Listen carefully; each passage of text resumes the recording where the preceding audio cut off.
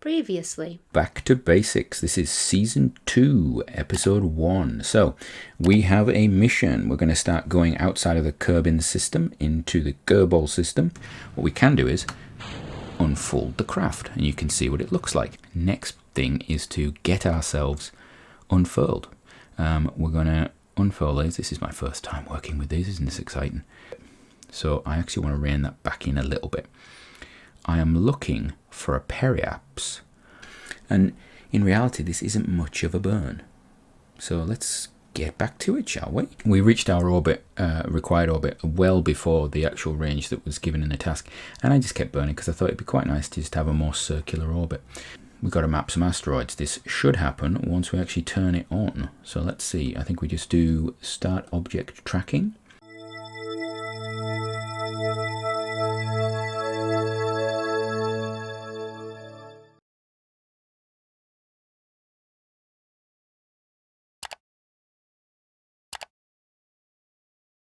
Welcome back to basics. So this is our first, or should be our first trip out of the Kerbin system. We're going to go to Dres. I have never been to Dres before. I know it might sound like an odd choice for a first trip. Why Dres? Why not Juna? But I've never been to Dres, and it's the next transfer window. So you can see I'm building a craft. We're using the launch system that we actually developed in the last episode. So I mentioned that it might have multiple functions, so that's what we've done. So we've put our first craft on the top there, which is going to be like a science vessel with some communications equipment, some science juniors on it. Nice and simple. And yeah, let's launch it. So using the same system as last time, solid rocket first stage, just going to fire it on up there, get a bit of height with it. You will see that yeah, we just get up there really easily. It's a very nice size craft, got good thrust. This second stage does pretty much everything we need it to do. You can see there the crafts there, and I've employed the foldy out solar panels that we developed for the Sentinel craft, and getting into orbit was really easy for this. So we're going to send this our orbiter to Dres, but I don't want to send just one craft to Dres, and I don't want to send just an orbiter, which is the easiest thing. So we're going to build a lander as well.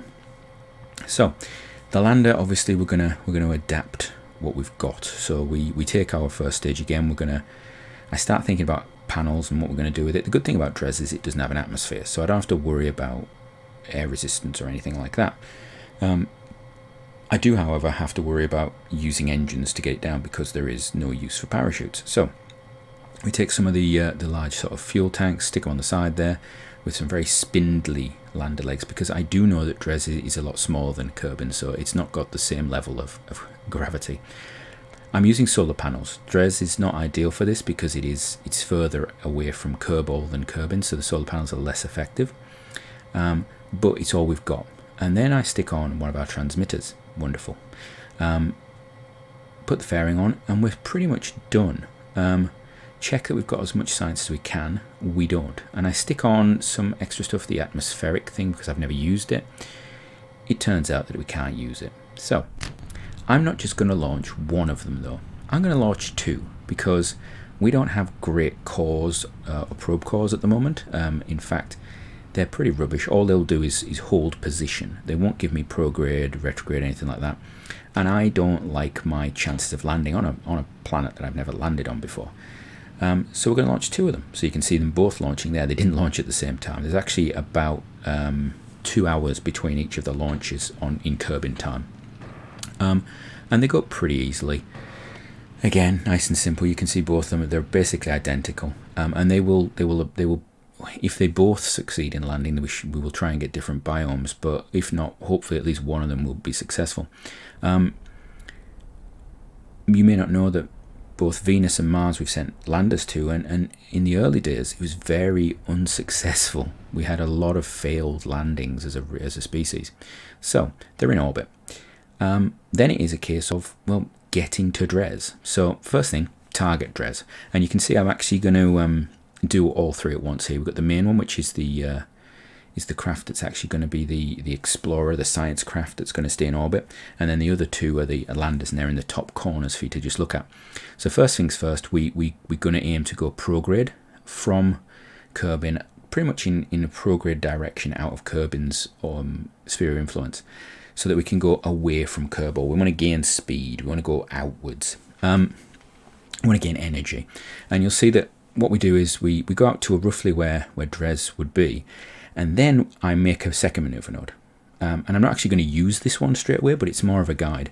And that is to change our plane, because Dres is on quite a steep inclination compared to Kerbin. It's not compared to some of the orbits we've gone in on, but it takes quite a bit of effort. So you're not just going to hit it by accident. It's not like Minmus.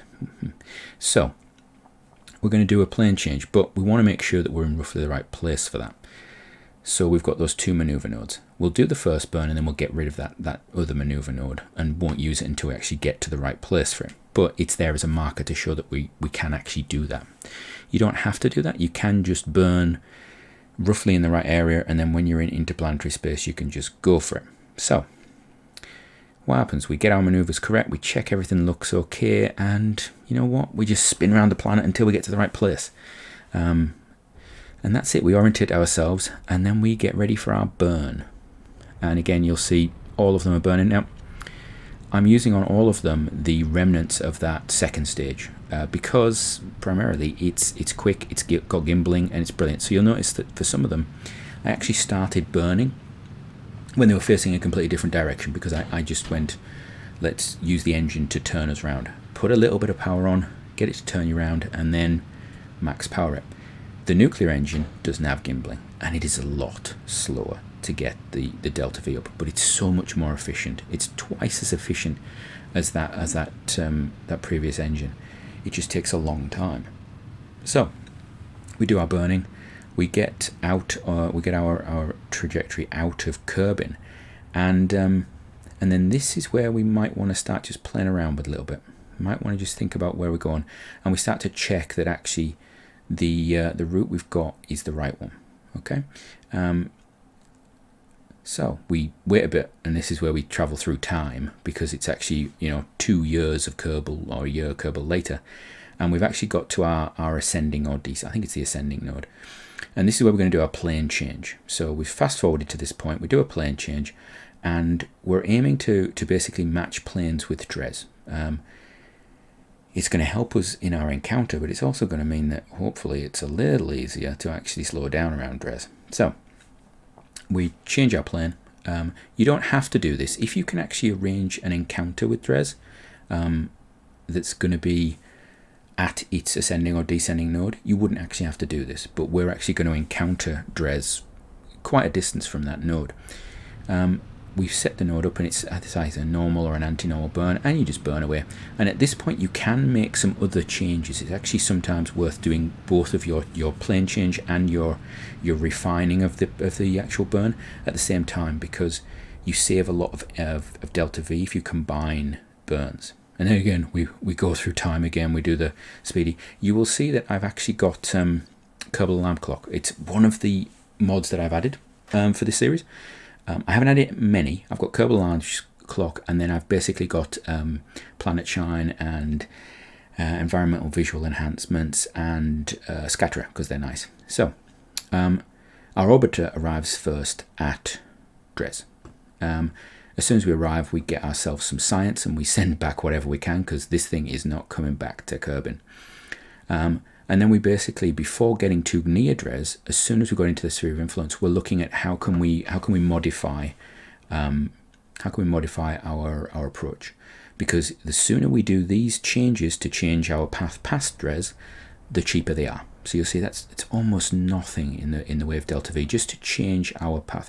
The sooner you do your moves, the sooner you do your burns when approaching a planet, the better. If you're gonna fly past it. So we've changed our angle, so we're coming in sort of semi-equatorially. We're not too picky about it, and then we're going to do our circularization, or our capture burn. It actually is, because we're not going to go into a circular orbit. We're just trying to capture. In the next episode, you'll see why being in a circular orbit isn't important for this craft. You'll notice there's 2 antennae on it, and you're probably wondering, why has he got 2 antennae on it? I made a mistake, but I'm going to point out where that mistake clicked in the next episode, because I actually ran 2 missions at pretty much the same time. So We've now got this in orbit. We've got low science we can get, and we can transmit that, and that's basically it. This craft is done for us now. We could actually dump it into the surface, but we might as well keep it around just in case. And then we have the two landers. So I thought I'd do these side by side for you, and they both basically do the same thing. We come in, we go into the sphere of influence of Dres, and we do the same thing we did before. We immediately put a maneuver node down and start playing around to just with our normal, anti-normal, our radial, and our radial in and radial out. We basically try and change the route that we're going to go past the planet. So on the left, we're aiming to actually go near the equator, and on the right, we're actually aiming to go probably polar. So it gives us the opportunity, if we manage to stick both landings, of getting quite different biomes. That's the plan. We could have put both of them on the same route. But I didn't think that was going to be a great idea. That was assuming I was going to fail. So, do our burns, and again, very low delta V requirement. Dres is a small light planet, so it has a lack of gravity anyway. So the actual delta V requirements for these things are quite small. But this is particularly low because of where we are. So we do our capture burn nice and early because of nuclear engines, and this takes quite a lot. I think with both of these, I hadn't really clicked on to just how much energy it was going to use, how much delta V it took, and how much time it took when we did the first craft, the orbiter. But these two, it felt like it took an age to burn this, and I was actually getting worried about fuel at this point. I'd originally planned to just land with the nuclear engines and switch over at the last minute, but in the end, I thought, okay, we're going to use the landers. We'll do the landers. So the first lander we're going to look at is, I believe it's going to be the equatorial one. So I'm going to show you both of these semi-real time. I think it's 2 times speed, and we're going to try and basically go in and land. So you'll see the landing craft's very simple. It's got science equipment, doesn't need a heat shield, doesn't need anything like that. So actually no, we're going polar first. I didn't remember going polar. So nice and easy. I actually want to just check the amount of delta V I might need, so I can go into a polar, sort of tight polar orbit here, which I decide to do, just to get a lay of the land. So we just bring it down with a nice easy burn with our tiny little engine. It took a little while to start because I realised I needed to actually stage it, because for some reason I'd actually clicked the decoupler and it hadn't staged, because, I wasn't thinking. And this is where I then decide, right, we're going to go for the South Pole. There's some flattish lands there, but primarily it's the South Pole. Why not the North Pole? At this point, Kerbin is actually slightly below Dres's plane, as it were. Dres is above the Kerbol plane. So it means that we should maintain signal most of the time, even if we get, on a sort of a slope or in a slight valley. If we go to the north, it won't be as likely to maintain signal. So we basically do our little burn to bring us out of orbit. We're coming down now. Unless I do something right now, this craft is going to crash into the ground. So again, our probes are not great. So I can't put the little trick I've been using with Kerbals on board and things like that, where we go put the craft retrograde and just burn. I can't do that. So what I actually have to do is actually manually do it. And if you look very closely, you'll actually see I'm not even sitting it on that. I really want to get the lateral speed gone. I really want just up and down. But if I just burn on that retrograde marker, and there I've switched to surface, which I should have done earlier. If I burn just on the retrograde marker, what will actually happen is that when I get to the very bottom of my fall there, I'll still have some lateral velocity because it's cancelling both out at the same time. So by basically overcompensating, I can cancel out that lateral movement and then just drop straight down. Now, this is not a suicide burn. Okay, if it was a suicide burn, you wouldn't really need to do that. You'd aim to cancel that out at the last second.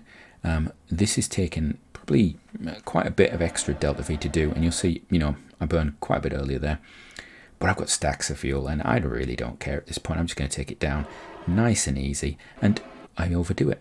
This is my first attempt at landing on Dres. I do overdo it a little bit. I've got a little bit of lateral movement, but in the end, we just ease it down, tiny burn, and plop. Now that was quite vicious. I think it was a little higher than I would have liked. We're on a little slope there. We've got our antennas. If I was really picky, I'd probably lift us up a little bit and rotate so that our solar panels were facing the sun a bit better, but I don't really mind. So we get all the science done. I'm clicking around and getting the science done, and then you'll see Kerbal Alarm Clock getting in the way now, and you'll see some other missions on there. Please don't look at them too closely. Oh, actually, no, you can. There's nothing majorly important on there. I click around, I'm getting the science and so forth, but the big problem here is, of course, because we're on Dres, we're so far away from the sun that it actually takes ages for the batteries to charge up, and we have a lot of experiments that use a lot of battery power to send them in. So what would I do with this craft if I was rebuilding it? I would probably put some more batteries on. We had far too much fuel. I'd probably keep that amount of fuel, but I'd actually load it up with some more batteries. You'll notice, because I'm time warping to get the charge and to get the data sent and vice versa, you'll notice that every time I come out of time warp, the whole craft jumps, which I think is quite an interesting little thing. It reminds me of Kerbal of the past, but in the past the whole thing would have exploded and spun sideways, so it's definitely better than it was. So that's it, my first landing on Dres. So good, in fact, that I thought to myself, as we go into the darkness, and we're just in shadow now, this is the big problem. So the craft's got very little else it can do. So happy with my landing that I thought, you know what, let's try another one. So we've got our poles, which isn't classed as a polar region. It actually comes up as Midland, interestingly, even though it is very much polar. But let's try again. So this is our craft that's actually going to land on the equator. And I start to look around and I think, right, Midland was that whitish patch. So instead of landing in a whitish patch, this time I think, right, I'm going to land in the sort of dark grey area. And then hopefully that is at least a different biome, because I would be so annoyed if I landed in Midland again after all that. Now, in reality, I could actually fire the engines up and go hopping and do it. But you know what? I would like this to be sort of a semi-realistic, it's Kerbal, approach. And you don't tend to find landers that do hops. At least I haven't seen them yet. I do know there's a craft that they're proposing, and I think it might be going to Mars. It's actually a little helicopter thing and stuff like that. So, and there was balloons to some of the moons of, is it Jupiter or Saturn or something like that. But in general, when we send a probe or a lander down to a planetary body or a moon or anything, it tends to stay where it goes. So again, you can see the atmospheric sensory thing on the side of it, which was a complete waste of weight to deliver. Interestingly, it is the same weight as the other small science units, so it's actually a nice counterbalance, even though it looks absolutely massive compared to them. So that's an odd one. I always think, you know, it'd be nice if things had relative size compared to mass. However, it is attached to a Science Junior, which is a perfect example of something that is overly large for its mass. So again, we do the falling down. We've basically killed all of our horizontal, or most of our horizontal velocity. We fall down. Remember to set the surface level indicator to the ground, not to the sea level, because, you know, particularly on planets that don't have water, you don't really have a reference point for that. You might be a lot of distance different. So we fall down. We're swaying around a little bit as we do this, but in reality, you know, it's actually a good landing. We've killed off most of the lateral. We're just falling down, and this is just, you know what, nice flat ground, straight down, ploppity plop, nice and easy. I think this may actually be the best landing that I've done for a while. It did jump and you got a bit of movement in the legs there, but you know, for my second ever landing on Dres, I don't think it was particularly bad. So we do the science and stuff like that, and we send that back, and then it's basically the waiting game again, because we've got to wait for the electric charge to build up and all that sort of stuff. So while that's happening, next episode, you may have seen, if you were really, really bright-eyed, that in amongst this episode, in Kerbal Alarm Clock, there was mention of Eve craft. So next episode, I will be going to Eve. And around Eve, you will see the big mistake that I made in this episode and the last one. I haven't highlighted it in this one, but I made a massive, massive mistake. And it is very much down to the fact that I haven't played with this with this version of Kerbal before, and with some of the actual rules, the set they are. For example, the communication. I am lucky in the fact that if I was playing on a modded version 5 years ago and I was using mods to do some of the stuff that's now stock, I probably would have failed the mission. But yeah, so there we are. Dres is pretty much done. The next time we come to this planet, we're putting a Kerbal on it. So until next time, have a good one.